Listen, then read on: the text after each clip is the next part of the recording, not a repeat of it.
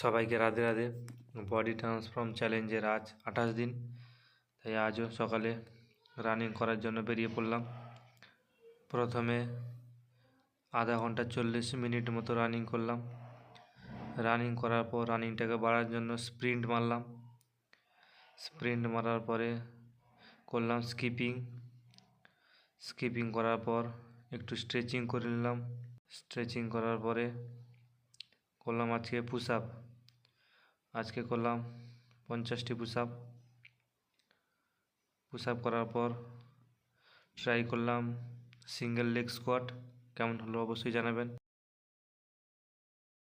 তারপর সন্ধ্যের সময় হাতগুলিকে স্ট্রেচিং করে নিয়ে আজকে করলাম ব্যাক এবং বাইসেপ। তাই ব্যাকে 3টি ওয়ার্কআউট এবং বাইসেপে 2টি ওয়ার্কআউট করে আজকের মতো ওয়ার্কআউট শেষ করলাম। তো আবার দেখা হবে কালকে।